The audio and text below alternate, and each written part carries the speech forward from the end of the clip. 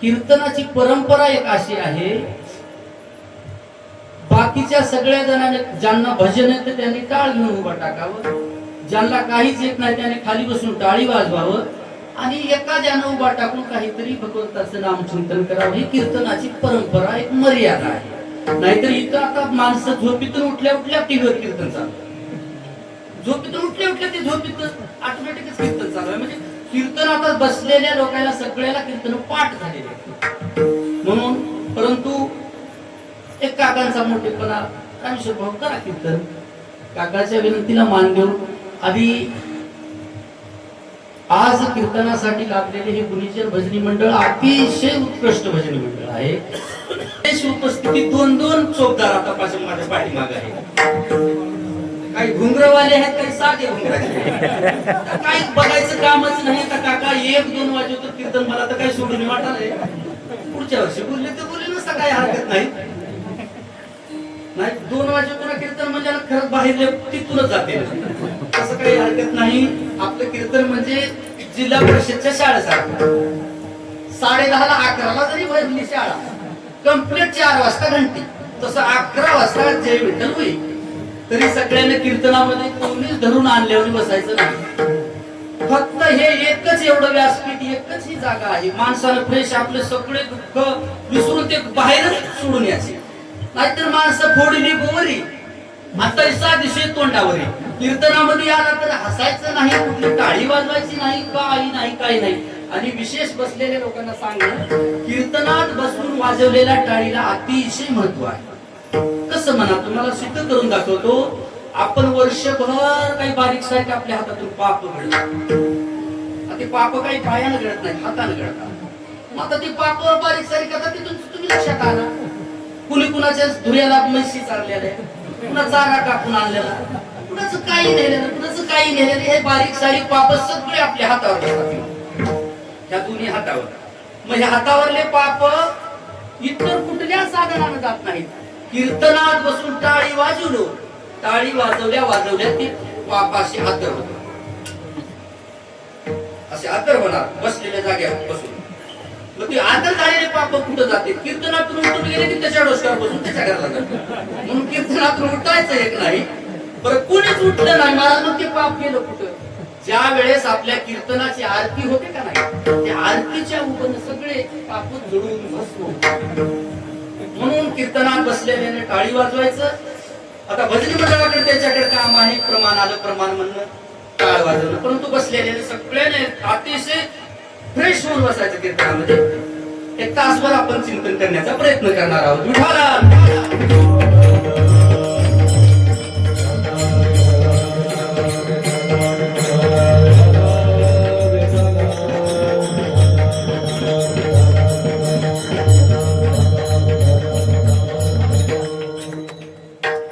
जगद्गुरु तुकोबाराय या अभंगामधून असं प्रतिपादन करतात की मनुष्य म्हणून जन्माला आल्यानंतर प्रत्येकानं एक माणसाच्या जन्माला मनुष्य म्हणून आल्यानंतर एक जोड करावं असं जगद्गुरु तुकोबाराय सांगतात. महाराज मग जोड करावं तर ते नेमकं काय जोड करावं? तर तुकोबाराय सांगतात की तुम्ही अन्य कुठलं साधन न करता भगवंताचं नाम तुमच्या कंठामध्ये धारण करा. बरं महाराज, आम्ही जर भगवंताचं नाम आमच्या कंठामध्ये जर धारण केलं तर त्याचा नेमका आम्हाला फायदा काय? नेमका फायदा काय? तर तुकोबाराय सांगतात की तुमच्या माझ्या पाठीमागे एक संकट लागलेलं आहे. ते संकट कोणतं असेल तर ते गर्भवासाचं संकट आहे. किती वेळा जन्मा यावे, किती व्हावे फजित, म्हणून जीव भ्याला शरण गेला विठूशी. हे जे संकट तुमच्या माझ्या पाठीमागे लागलेलं आहे का नाही, हे संकट भगवंताचं नाम जर तुम्ही तुमच्या कंठामध्ये जर धारण केलो तर हे संकट तुमच्या पाठीमागे कायमच जाईल. बरं महाराज, तुम्ही सांगता हे सगळं खरं आहे, परंतु आमच्या पाठीमागे काही परिवार आहे, शेती आहे, मुलं बाळ, हे सगळे आमच्या पाठीमागेचा पसारा आहे. महाराज सांगतात तुम्ही जे पसारा समजता, हे पसारा सगळा पसारा हा नाशिवंत आहे. कसा नाशिवंत आहे? तर हा पसारा इथंच राहणार आहे. हा पसारा सगळा ही स्थावर मालमत्ता इथंच राहत असल्यामुळे सगळे नाशिवंत आहेत. बरं, त्या नाशिवंताच्या यादीमध्ये कोण काय काय आहे? त्यावेळेस मला सांगतात नाशिवंताच्या यादीमध्ये पहिल्या नंबरला आलं आपल्या पत्नीचं नाव नाशिवंत अटी प्रिया, 2 नंबरला आलं आपल्या मुलाचं नाव आणि 3 नंबरला आलं धनाचं नाव. म्हणजे तुम्ही तुमची माझी सगळ्याची जी हे पळापळ जे चालू आहे का नाही. आता तुम्ही म्हणता महाराज तुम्ही तिथून कशाला आला, हे सगळे ही पळापळ सारखीच चालू आहे. तुमची तिकडं आहे, तुमची दिवसा राहते, आमची संध्याकाळी असते. मग हे जे धन आहे हे धन सगळं नाशिवंत आहे. आणि नाशिवंत का आहे तर मला सांगा, एखादी लिंबाचं झाड आपण लावलं, लिंबाचं झाड लावलं तर त्या लिंबाच्या झाडाला आंब्याची फळ काहीच लागत नाही, त्या लिंबाला लिंबोळ्याच लागतात. तसं या संसाराचं बीजच कडू आहे. बीज ज्याचा शेण त्याची फळ. जसं आपण बीज लावलो, आता आपण तेवढ्या बाबतीत हुशार आहोत. काही लोक तिकडून त्या म्हैशाहून कापसाच्या बॅगा म्हणून इथे लावले आमचे कृषी सेवा केंद्राचे. मग तसं आता जसं आपण बीजासाठी जे आपली पळापळी पेरणीच्या अगोदर राहते का नाही, कुणी कंडारून आले, कुणी नांदेडून आले, कुणी तिकडून कर्नाटकून आले. म्हणजे बीज जसं बी आपण लावलं त्याच प्रकारचे फळ येतात. तसं या संसाराचं बीजच वाईट आहे. बीज वाईट म्हणजे दुःख देणारा असल्यामुळे आपल्याला दुःखच देणार आहे. म्हणून बीज ज्याचा शीन त्याची फळ. एका साधकाने महाराजांना प्रश्न केला, म्हणजे महाराज सगळं तुमचं खरं आहे, आम्ही भगवंताचं नाम आमच्या कंठामध्ये धारण करू आणि हे तुम्ही सांगितल्याप्रमाणे सगळे नाशवंत आहे हे आमच्या लक्षात आलं. मग आता आम्ही नेमकं करावं काय. त्यावेळेस महाराज सांगतात की तुम्ही काहीच करू नका, फक्त तुम्ही भगवंताच्या नामाचं चिंतन करा. भगवंताच्या नामाचं चिंतन करा. त्या नाम चिंतनाची एक तुम्ही नाव तयार करा. नाव तयार का करा महाराज, इथं तर पाणी दिसत नाही, कुठं काय नाही, तुम्ही नाव तयार का करा म्हणता. संसाराला शास्त्रामध्ये नाव आलेलं आहे भवसागर, भवसिंधू, दुर्धर अशी नदी सांगितलेलं आहे संसाराला. तुम्ही आम्ही जे राहतो त्या संसाराला. मग या संसारातून तुम्हाला या दुर्धर संसारामधून जर तरुण जायचं असेल तर भगवंताच्या नामाची नाव तयार करा आणि त्या नाव्यामध्ये बसून तुम्ही पहिलं तीराला जाऊ शकता. बाकी इतर कुठल्या साधनाने तुम्ही या भवसागरातून तरुण जाऊ शकत नाही. बरं महाराज हे लक्षात आलं आमच्या. आणखी मग नाम चिंतन जर आम्ही आमच्या कंठात धारण केलं तर आणखी फायदा काय होईल. त्यावेळेस मला सांगता की तुम्हाला मला या जगातल्या कुणालाच ज्यानं सोडलं नाही, कोण सोडलं नाही तर त्या काळानं सोडलं नाही. या ठिकाणी स्वतः भगवंत जरी अवतार घेऊन आला तरी त्याला काळाचा स्वीकार करावा लागतो. ही लोकांची यात्रा त्याला सुद्धा पूर्ण करावी लागते. संत जरी आला, देव जरी अवतार घेऊन आला तरी या इथून त्याला काळाला मानावंच लागतं. मग अशा काळाला तुम्ही भगवंताचं नाम चिंतन जर केलो तर त्या काळाच्या तोंडावर तुम्हाला हाणता येतं असं महाराज सांगतात. अभंगाचा सरळ सरळ भावार्थ झाला. आता 1 तास 2 तास 3 तास असं वेळ भेटत तसं आपण चिंतन करण्याचा प्रयत्न करू.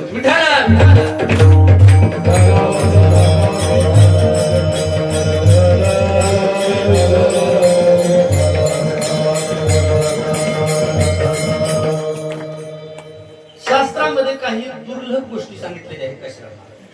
त्यामध्ये पहिल्या क्रमांकाला एक दुर्लभ गोष्ट कोणती असेल तर तुम्हाला मला प्राप्त झालेला हा देह. नरदेह दुर्लभ जाणारे,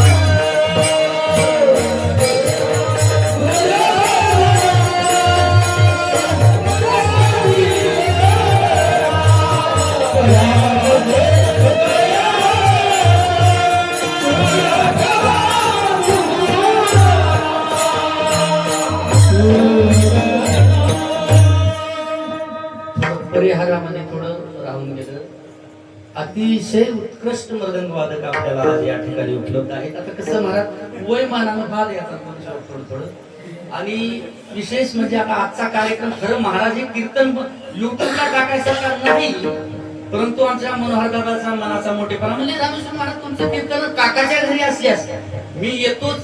आज आपला कार्यक्रम युट्यूबला टाकतो म्हणून आमचे मनोहर दादा हे आपल्याला कार्यक्रम कधी बघायला भेटेल. असे 2 हिरे माझ्याकडून राहून गेले, माफ करा. असो, शतवर्षाची गणना नरदेह दुर्लभ दाना, शतवर्षाची गणना त्यामध्ये दुःख यातना, तुम्ही आठवा मधुसूदना. तुम्हाला मला प्राप्त झालेला हा देह अतिशय दुर्लभ आहे. कसा दुर्लभ आहे म्हटलं तर, ज्या प्रकारे आपल्या शास्त्रामध्ये एक न्याय सांगितला आहे, तो कोणता न्याय असेल तर तो न्याय म्हणजे कागताली न्याय. कागताली न्याय हे काय प्रकरण आहे तर महाराज सांगतात की ज्याप्रमाणे एखाद्या अंध व्यक्तीच्या टाळीमध्ये कावळा सापडला. आता दोन्ही डोळ्यांना अंध आहे, महाराज आहे माफ करा, दोन्ही डोळ्यानं अंध व्यक्ती त्याच्या हातात कावळा सापडणं शक्यच नाही, परंतु सापडावा त्याप्रमाणे तुम्हाला मला हा नरदेह प्राप्त झालेला आहे. कसा झालेला आहे आठवलं म्हणून सांगतो. एका राजानं दंडी दिली त्याच्या राजधानीमध्ये की आता राजाच्या मनात कधी काही कुणाला त्याचा पत्ता लागत नाही. आता आपल्या राजाच्या मनामध्ये आलतं का काय एका वर्षी 2000 ते नोट बंद म्हणलं का नाही, सगळ्या घरातल्या नोटा बाहेर असल्या. तसं ते राजाच्या मनात कधी काही, राजा बोले दल हाले आणि गरीब बोले दाढी हाले. गरीबाला काय म्हणत हा म्हणतात लोक, तसं त्या राजाच्या मनात आलं. कुणीतरी असं म्हणलेलं राजाला, कावळा चतुर असतो, कावळा चतुर पक्षी असतो आणि खरंच चतुर असते म्हणता. काय लोक म्हणते माणसातले लोक जरा चतुर माणसाला कावळाच म्हणते, माणूस कावळ्यावर म्हणते का नाही. तसा ते चतुर कावळा जो कोणी मला जिवंत पकडून आणून देईल त्याला एवढं बक्षीस, एवढे गाव जाहीर मी सप्रेम भेट देतो असं राजानं जाहीर केलं. दंडी त्या राजधानीमध्ये त्या राज्यामध्ये दंडी सगळीकडे पिटवली. मग आता काही लोक आता सध्या बघा लोक फुकट कसं भेटल कमी ह्याच्यामध्ये कष्ट न करता कसं भेटलं ह्याच्याकडे सध्या लोकांनी धावा चालू आहे. काही लोक निघाले त्याचे काय ते साहित्य धरायचं असते ते घेऊन निघाले. ते कावळ्याच्याच प्रकारचे लोक होते ते निघाले. 1 दिवस 2 दिवस बेजार होऊन आले ते लोक. कावळा चतुर पक्षी, ते कशाचा कावळा सापडतो. 1 दिवस गेला, 2 दिवस, 4 दिवस, 5 दिवस गेले. या लोकांचा कार्यक्रम चालू केला, जाळे घेऊन जायचा, कावळा पकडायचा. त्याच नगरीमध्ये एक अंध व्यक्ती सकाळचा वेळ आपल्या घराच्या बाहेर असा वट्यावर कसलं समाधान, त्याला काय विचारायला देव बसले.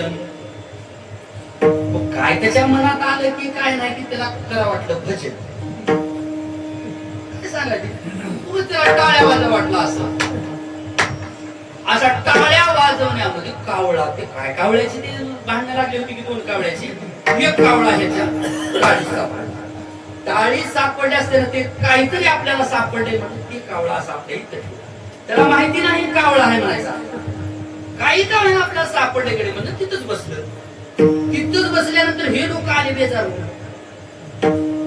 म्हणजे आपण 8 दिवस झाले परेशान आहोत, पण कावळा तर इथं आहे म्हणजे ह्याच्याजवळ.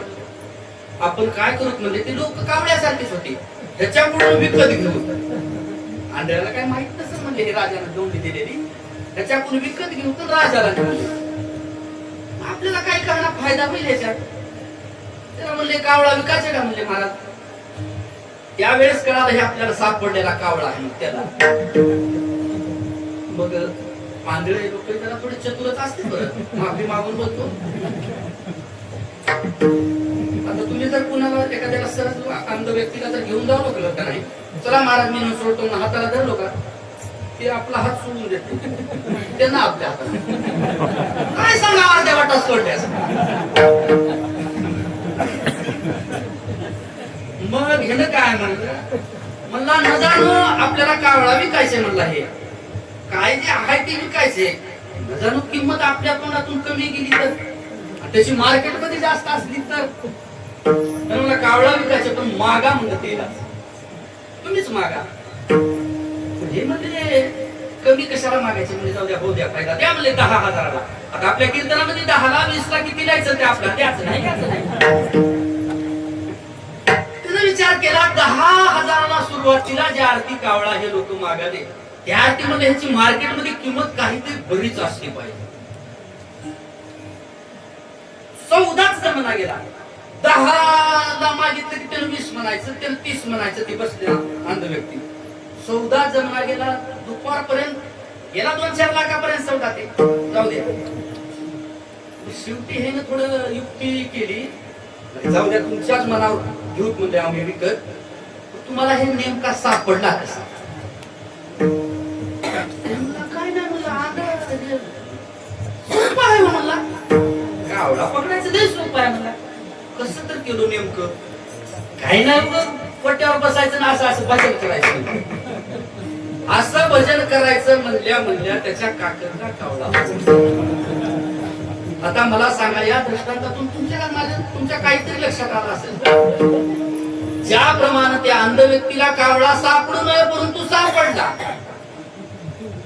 आणि तो कावळा जसा उडून गेला त्या पद्धतीनं तुम्हाला मला हे जग सोडून जावं लागणार आहे हे सत्य आहे त्रिवाच्या सत्य आहे अहो इतर हे तुम्ही आम्ही जे राहतो याला मृत्यूलोक म्हटलेलं आहे मृत्यू लोकामध्ये कोणी राहणार आहे ही गोष्टच खोटी आहे म्हणून न मिळणारा देह तुम्हाला मला भेटला हे पहिला मुद्दा दुसरा मुद्दा भेटला तर त्या देहाला आयुष्याची मर्यादा सांगितली आयुष्याची मर्यादा आपल्या प्रमाणामध्ये होऊन गेलं शतवर्षाची गणना शतवर्षाची गणना म्हणजे 100 वर्षाची आयुष्य मर्यादा पूर्वीच्या काळात होती आताच्या काळात शतवर्षाची नाही आताच्या काळामध्ये 60 वर्षाची 60 वर्ष 60 वर गेला की लगेच त्याला ताटीवरच बघा तुम्ही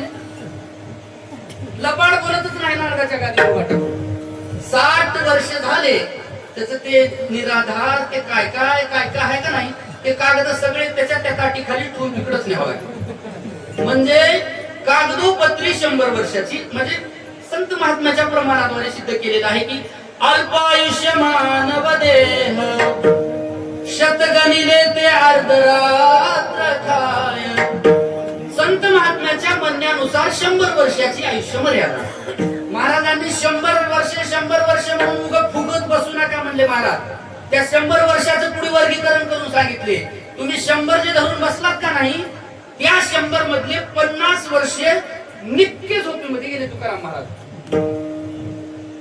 100 मध्ये 50 ताजी झोपीत गेली ती संध्याकाळी झोपणाऱ्याचे 50 गेली काय दुपारी जेवल्या झोपतील का नाही त्याची आणखी कमीच होणार मग हे 50 झोपीत गेले बाकी राहिले किती 50 त्या 50 मध्ये काही बालपणात गेले काही तरुणपणामध्ये गेले काही शारीरिक व्याधीमध्ये रोगराईमध्ये गेले महाराज सांगतात काय भजनासी उरले ते पाहेगा म्हणून राम राम स्मरा आधी लाहो करा गाठ घाला मूळबंदी सांडा वाऊगी उपाधी लक्ष लावून राहा गोविंद गा विठाला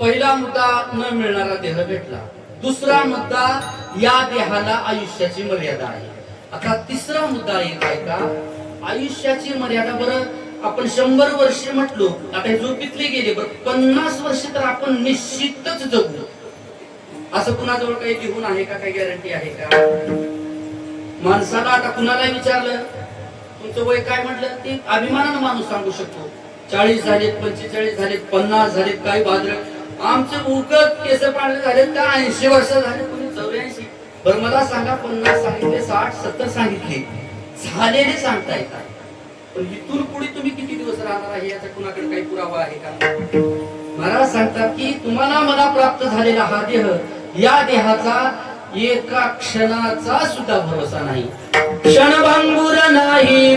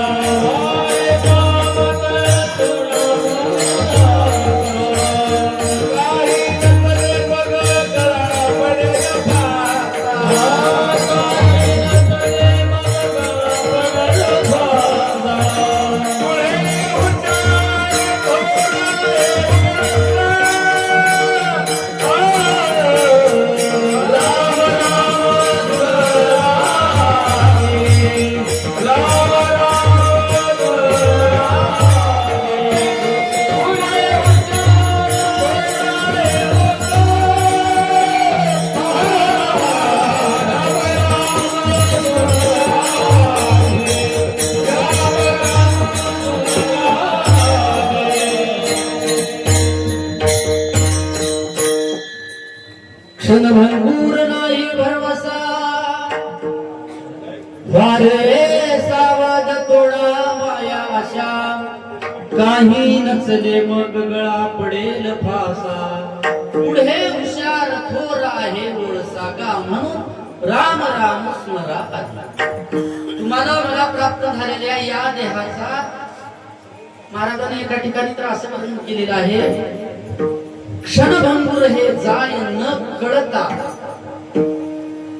एक क्षणाचा सुद्धा महाराजांनी आणखी पुढे सांगितलं की मासी पाक पाखडे तव हे सगळे.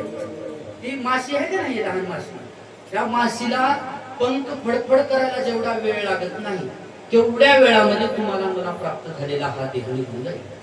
बरं, निघून जाईल म्हणण्यापेक्षा आपण व्यवहारात दररोजच बघतो काय लोक आता ह्या मोबाईलच्या युगामध्ये आपण जर स्टेटस बघायला जर सुरुवात केली दाजी, आपल्याकडे 100-200 कॉन्टॅक्ट करा महाराज असले, त्याच्यातल्या कमीत कमी 10-20 लोकांना तर भावपूर्ण श्रद्धांजली जाते का? इकडून 5 होते, इकडून 5 होते, इकडून फुलं 4, इकडून तिकडून फुले, असे असे अमुक अमुक अमुक अमुक गेले. मग कुठल्या गोष्टीचा आपल्याला का म्हणून अभिमान करायचा आपण? म्हणजे हे तुम्हाला मला प्राप्त झालेला हा देह कधी निघून झाकले घटीचा दिवा, ज्याप्रमाणे एखाद्या दिव्यावर झाकण टाकावं त्याप्रमाणे तो दिवा कधी विजेल याचा काहीच नेम नाही, त्याप्रमाणे तुम्हाला मला प्राप्त झालेला हा देह निघून जाईल. म्हणून बरं, देह जाण्याआधी जगत, देह जाण्याच्या अगोदर आपण देवानं एवढा सुंदर देह आपल्याला दिला म्हणून त्या देवाचं भजन करायचं आपल्याला. आता मला सांगा, आता काकाच्या घरी हरिनाम सप्ताह चालू आहे, एवढे गुणवान भजनी मंडळ, भजन वादक, या साऊंड सिस्टमचा गजर. मग आता या स्पीकरच्या एरियामध्ये काही म्हशी असतील, काही शेळ्या असतील, काही कोंबड्या असतील, काही डुकरं असतील, बैल असतील, इथं कीर्तन चालू आहे, भजन चालू आहे, हे ज्ञान त्यांना आहे का तुमच्या मनुष्याला आहे? हे भजन कीर्तन पूजन हे तुम्हाला मलाच ज्ञान आहे. तर या ठिकाणी कीर्तन चालू आहे, देवाचं नाम स्मरण चालू आहे. महाराज सांगतात की नाही तरी काय थोडी श्वान सुखवे बाबा, बाकी दुसऱ्या योनीला उपदेश हा नाहीच, फक्त आणि फक्त मनुष्य योनीसाठी हा उपदेश आहे.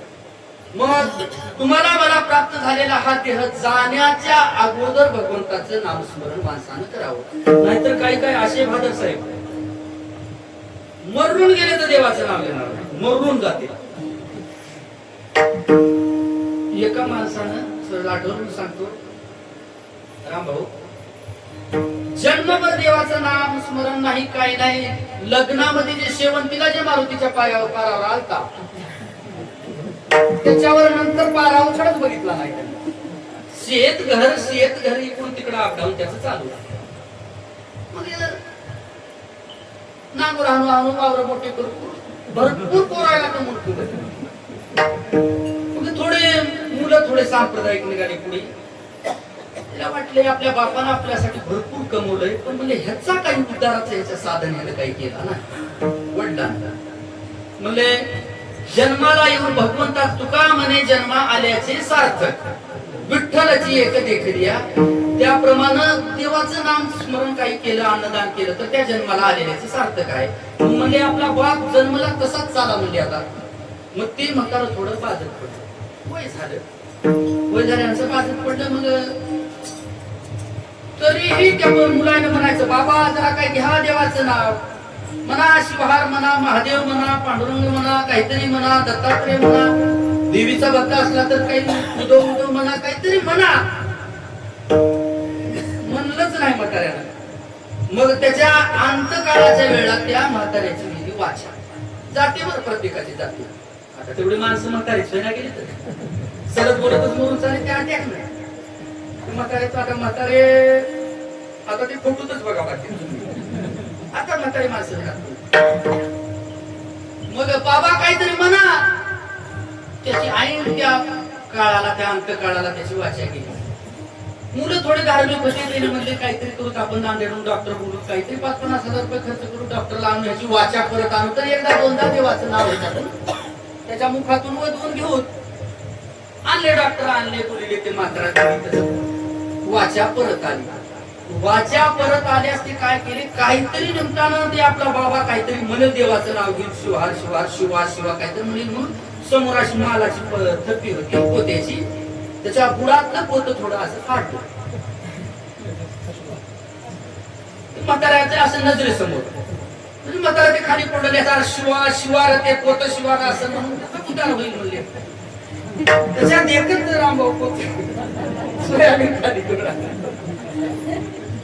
म्हाताराने शिवा शिवा म्हणलं, त्या पोत्याला तुना म्हणलं. मग मला सांगा, अंतकाळी ज्याच्या नाम आले मुखा, तुका म्हणे सुखा पार नाही. माझा विषय सांगायचा हे राहिला की आपला जन्म जाण्याच्या अगोदर, आपला हा देह जाण्याच्या अगोदर भगवंताचं नामचिंतन माणसानं करावं. का करावं? न मागता सगळं आपल्याला देवानं दिलंय म्हणून करायचं. देवानं काय काय दिलं नाही आपल्याला, काय काय लोक देवाला शिवा देते. तू बस काय केलं देवानं आमचं, काय केलं देवानं वाटोळ केलं म्हणते. अरे देवानं मला सांगा, माणसाचा एक जर दात पडला तर 4000 रुपये लागले दाताच्या दवाखान्यात जाऊन दात टाकायला. कुणाचे पडले असले त्याने टाकून आणले, त्याला विचारा. 4000 रुपयाला एक दात आपल्याला भेटायला दुकानात दवाखान्यात. 32 दात दिले देवानं फुकट, 32 दात. महाराजांनी वर्णनच केले एका ठिकाणी, दिले इंद्रिय हात पाय कान, डोळे मुख बोलाया वचन, जेणे तू जोडसे नारायण, नास जीवपन भवरोग. एवढा सुंदर नरदेह दिला देवानं. डबल पार्ट दिले, सगळे डबल पार्ट. जसं रेल्वेला डबल इंजन राहते का नाही, तसे डबल पार्ट सगळे. एका हाताला जर काय झालं तर दुसरा हात, एका डोळ्याला काय झालं तर दुसरा डोळा. अहो या नाकात एक नाकपुडी बंद पडली तर दुसरी चालू राहून 2 दिले नाकपुड्या. कान दिले, हात दिले, पाय दिले, डोळे दिले. मग त्या देवाचं आपण नामस्मरण करावं लागेल का नाही? नसता ते तुका म्हणे कैसे आंधळे हे जन, आणि गेले विसरून खऱ्या देवा. म्हणून सुंदर नरदेह दिला. बरं नरदेह दिला तर दिला, आतापर्यंत आपण वाचलो म्हणून भगवंताचं नाम परवे झाले आजीवरी, नाही पडिलो मृत्यूचे आहारी, वाचोनी आलो येथबरी, उरले ते हरी तुम्हा समर्पण. कोरोना सारख्या महामारी मधून आपण वाचून इथपर्यंत आलो. दाजी कोरोनामध्ये कोण तर वाचलं वाटलं, खोकला म्हणलं की त्याला आकड्यालाच होता चौदा काय ना खोकला नाही माझ्या वायात असा पदर असताना आपल्याला लावून बघतो. इकडं डिग्रसला कुठं कामाला तर घरचा माणूस गेला. अहो मुंबई पुण्यावर माणसं जर गावाकडे आले, तिकडे आता ते काम बंद झाल्यामुळे, कंपन्या बंद झाल्यामुळे गावाकडे लोक यावं, त्याच्या घराच्या परिसरातून लोक जायला गेले. एवढी भीषण आपली महामारी आपल्या पाठीमागे लागली होती. मग त्या महामारीमधून आपण वाचून आलो म्हणून देवाचं नाम स्मरण करायचं. विठ्ठल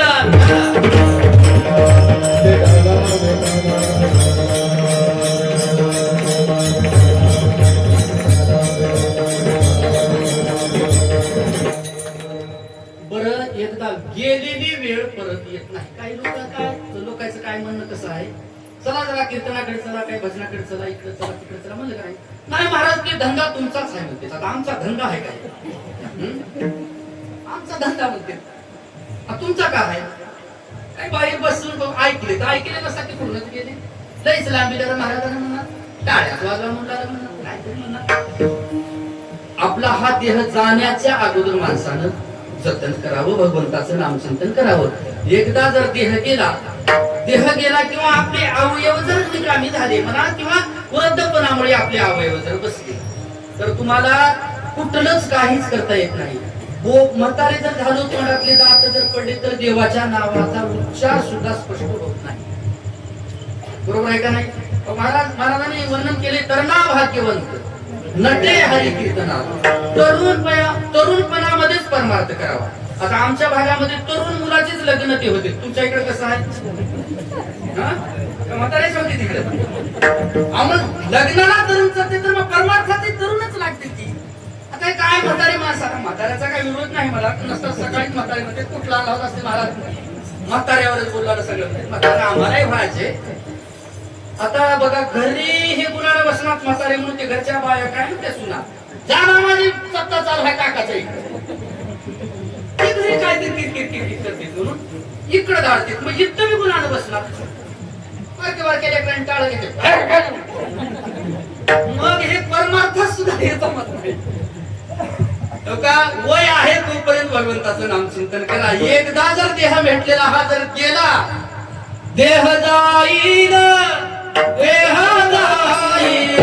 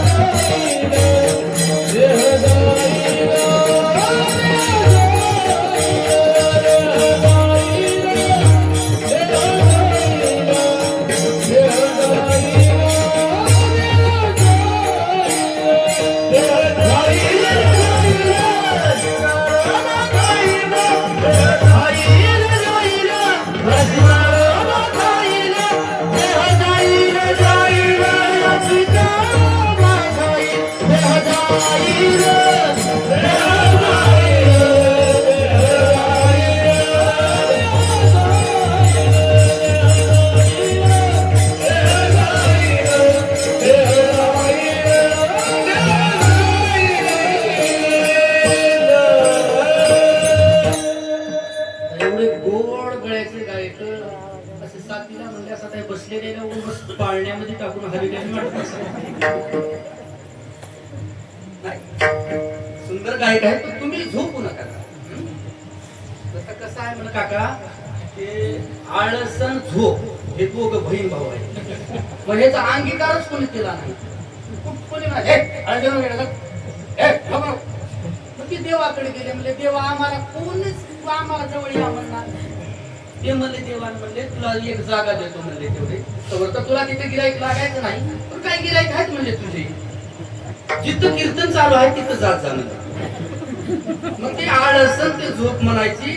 ते आधी ते आळस म्हणायचा भाऊ आहे तिचा, ते झोप ते बाहेरून बघते तिथून काकाच्या तिथून वाकून आपलं गिराईक कोणी आहे का. मग जरा दिसलं गिराईक का नाही, की आळस जे जाते ते त्याच्या असा मानवर तणकून बसते. माणसं झोपीत असे करणार,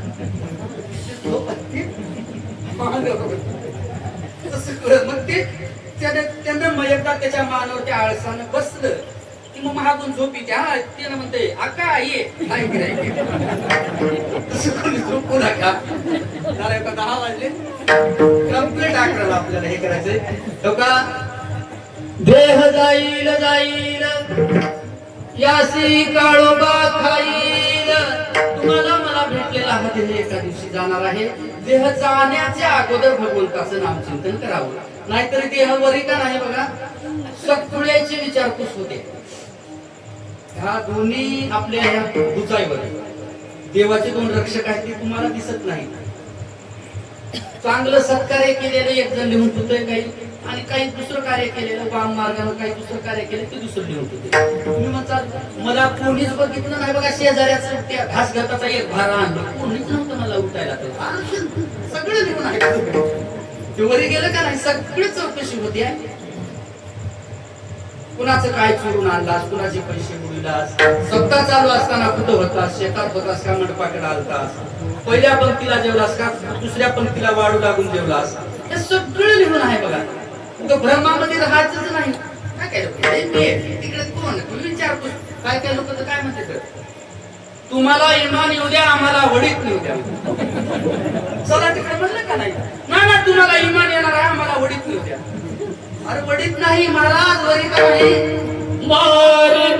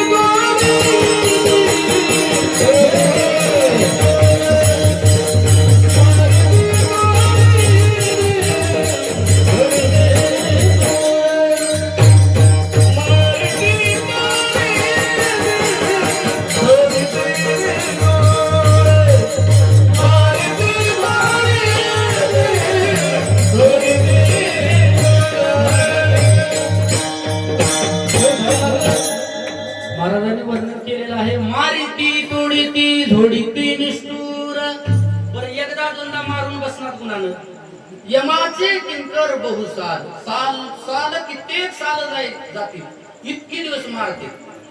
बरं मारते तोडते हे कळालं तुम्हाला, झोडीती या शब्दाचा अर्थ कळालाय होय काका. मारिती तोडीती, आता मारणं म्हणजे देणं दणके, तोडणं म्हणजे अवयव कुठं तोड हे करणं, ही एक शिक्षा कळाली. झोडणं म्हणजे काय नेमकं, झोडणं म्हणजे तुम्हाला तुम्ही अगोदर ते केलेलं आहे तुम्हाला माहिती नाही. पूर्वीच्या काळामध्ये काका हुरडे राहत होते. हुरडा असा हुरडा त्या मिक्सर मध्ये ह्याच्या त्याच्यात निघत नव्हता म्हणून कणसं भाजले का नाही त्याला असं पोतं घ्यायचं. पोतं घेतल्यास समोरून दोन पत्र एकानं धरायचं, इकडून एक जण धरायचं, आणि ज्यानं बडविणार आहे त्याच्या हातात एक पदर राहायचं आणि एक टिक्कोर येऊ त्याचं दणके वरून. दणके दिल्यास ते टिक्कोर हाणणाऱ्यानं कुठं एका जागी हाणायचं नाही. ह्या का दिला की मग ह्याला असं उचकीत होत, असं केलं ह्याला झोडणं म्हणतात. असं झोडते लोक, ते यमाचे लोक. मग तिथं कोणी नाही सोडविना तेव्हा माय बाप. म्हणून चांगलं वागा, चांगलं राहा, भगवंताचं नाम चिंतन करा. हे तुकोबाराय आजच्या अभंगाच्या पहिल्या चरणामध्ये सांगतात.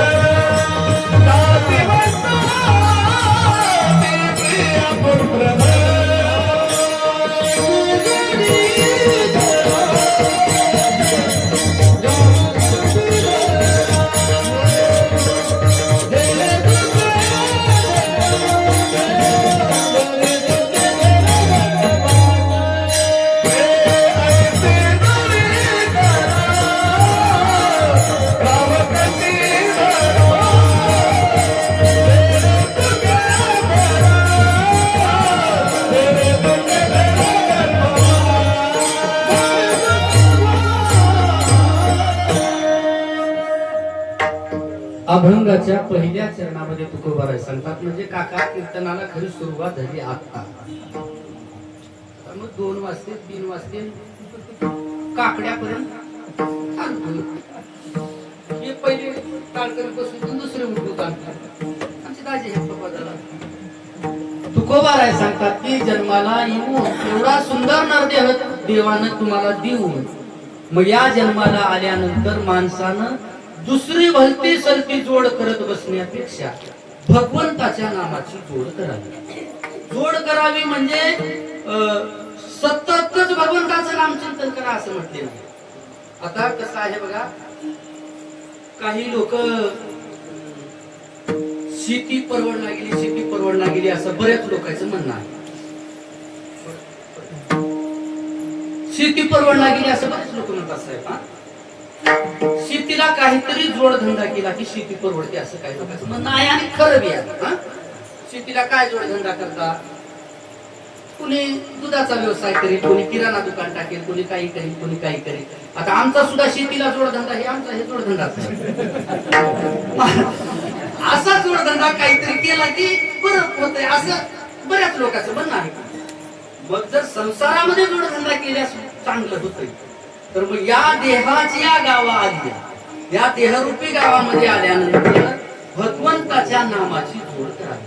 कशी जोड करावी तर बाकी दुसरं काहीच करण्याची गरज नाही तुम्हाला. ठाईच वैसोनी करा एक चित्त आवडी अनंत आळवावा. काही नाही, भगवंताचं नाम आपल्या कंठामध्ये धारण करावं. कंठ या शब्दाचा अर्थ आहे कंठामध्ये धारण करावं म्हणजे आता ते एक अण्णास महाराज माळी निघाले महाराज, त्याच्यावर पांडुरंगाचे फोटो, माऊलीचे फोटो वरील नाव, म्हणजे तशा माळी घालून फिराव का ती नाही, हे बाह्य लक्षण. कंठ या शब्दाचा अर्थ आहे अंतकरण. आपल्या अंतकरणामध्ये भगवंताचं नाम धारण करावं. आता ही बाहेरची लक्षणे बाहेर झाली, बहिरंग लक्षण झाले. मग त्या भगवंताचं नाम जर तुमच्या अंतकरणामध्ये जर धारण केलं तर काय होईल तर तुमच्या माझ्या पाठीमागे लागलेले हे जे गर्भवासाचं जे दुःख आहे का नाही, कोणतं दुःख तर किती वेळा जन्मा यावे किती व्हावे पची, हे दुःख कायमचं जाईल. आता तुमच्या आमच्या पाठीमागे गर्भवासाचं दुःख म्हणजे आता संत महात्म्याने अनेक ठिकाणी गर्भवासाचे दुःख किती आहे याचं वर्णन केलेलं आहे. काय सांगू गर्भेची यातना मज भुनिता नारायणा, मांसमळ मूत्र जाना तुझ क्षणोक्षणाध्यात असे. आपल्या आईच्या उदरामध्ये हा जो गर्भ आहे का नाही, या गर्भामध्ये एवढं दुःख आहे. आता इथं 2 मिनिटं जर लाईट गेली तर लोक असे करतात, फॅन बंद झाल्यानंतर लावा, कोणी म्हणजे लाईन मला कोण लावा करला लाईट म्हणजे काय नाही. मग आपल्या आईच्या उदरामध्ये असताना काही कुठल्याच प्रकारची सुविधा नाही. नाकी तोंडी क्रमी किडे, गर्भवासाचे दुःख गाडे कवना पुढे सांगावे. म्हणजे काय सांगू गर्भीची यातना, त्या आईच्या उदरामध्ये असताना अतिशय यातना आहे.